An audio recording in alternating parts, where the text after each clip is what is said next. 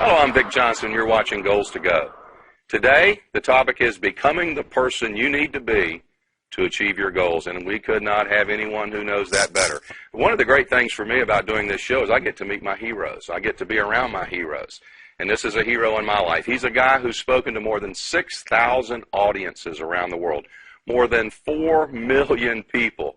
It's incredible. Just sitting here before we started today asking him what his upcoming travels are, literally all over the world. He's a guy who has mentored and touched the lives of tens, hundreds of thousands of people. Jim Rohn, thank you for joining us today. Vic, it's great to be here. Good. You've said that to have more than you've got to become more than you are. A philosophy I picked up when I was 25 years old when I met a very extraordinary man by the name of Earl Schoaf. And he said, success is something you attract by becoming an attractive person. It's not something you pursue. What you pursue, more often than not, eludes you. But to become an attractive person. In leadership, I teach to attract attractive people, you must be attractive. And he called it self-development, personal development. And then a phrase that I've lectured on around the world, work harder on yourself than you do on your job.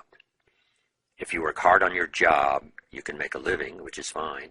If you work hard on yourself, you can make a fortune, which is super fine. Mm-hmm. So that philosophy sort of became the centerpiece of my lectures all these years. Personal development, right. Work on yourself. Right. I started in terms of the business side, developing skills I never had before, right, to achieve my overall goals for myself and for my family. I knew how to milk cows. I was raised in southwest Idaho, farm country, but it didn't pay very well. Then I started on a little part-time basis with a product in health and nutrition that I believed in and learned sales, how to get customers, and then how to turn customers into referrals and get some more. And the better you take care of them, the more business you do. Right. They'll help you find people you could never find on your own. So that was the first extra skill, besides those, little farm skills of, cutting weeds and milking cows. But that started me on a journey of personal development in terms of skills and disciplines. Right. The next one I learned was how to find good people. If you've got a project going and you need to have some people join you in the project, how to find them. And there's a simple Bible phrase that says, if you search, you will find.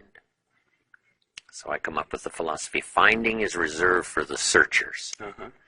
Not those who hope, not those who wish, but those who search. Uh-huh. And it also says, if you want an open door of opportunity, you have to go knocking on doors. Right. So I really picked up on those early philosophies of developing skills and the reason for doing it. The next skill I learned, which probably paid huge money, multiplied my income, was getting people to work together. Right. Again, it comes from a Bible phrase that says, if 2 or 3 agree on a common purpose, nothing is impossible. So by yourself, sometimes it's really tough.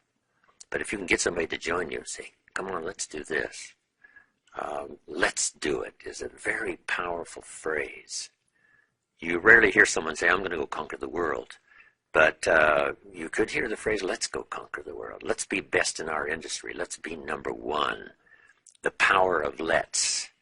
So I learned the value of that. All of my entrepreneurial projects are, not just myself, but 2, 3, 4 getting together to accomplish something unique. Right. Then I learned the power of recognition and rewarding people for small steps of progress. And be so busy giving other people recognition, you really don't need it for yourself. Right. And that embraces then that phrase that Zig uses all the time. If you help enough people get what they want, you can have everything you want. Right. I heard Zig say that probably almost 50 years ago. And I underlined the word everything. I thought, this is it. To get everything you want, help enough people get what they want. Right. Then I guess the greatest skill that changed my life was learning communication. And I divided it into 3 parts. First was training, showing somebody here's how the job works. The next was teaching somebody how life works. Right. And one of the most important aspects of that for me was learning how to set goals. Right.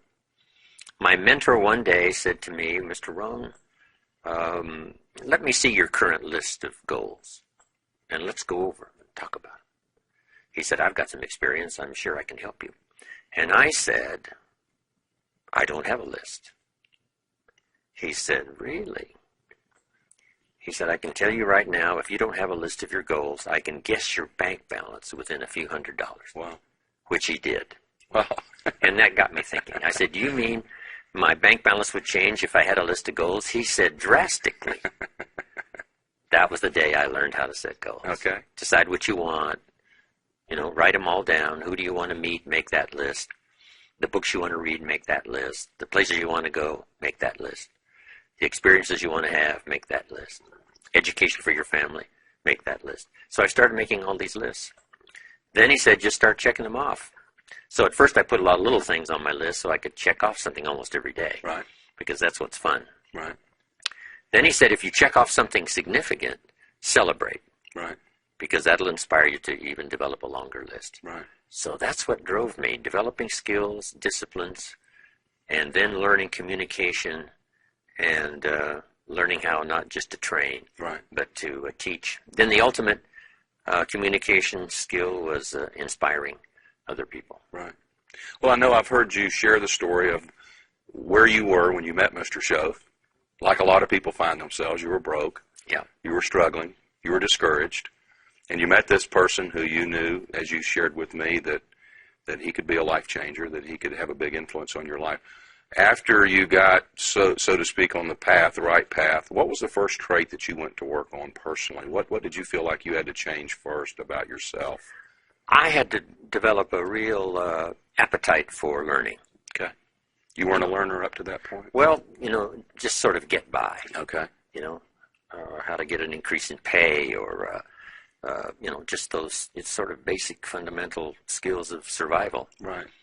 But he said, you got to pursue learning in a manner in which really will help you to grow and help you to change. Take the classes, develop those skills. So I think that was number one, become a real searcher for knowledge and awareness and understanding. Right. That's why I think today is probably the best opportunity for people to really change their lives, is because so much is available. Right.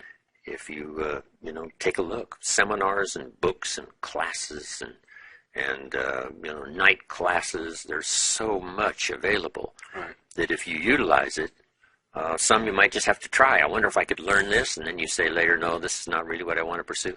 But it's okay. Then Right. try something else and something else. Right. And then Mr. Schoaf really went after me on developing my library. Right. And using it as a source of knowledge, awareness, understanding.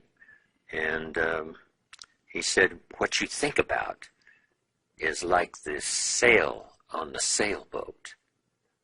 No matter how the storm blows or how the winds blow, if you've got a place you want to arrive, you can't arrive there by cursing the contrary winds. Right. You arrive there by adjusting the set of the sail. Right. And he said, that's your thinking, that's ideas, that's information. And if you're short on that, sure enough, it's going to cause you difficulty in the future. Right.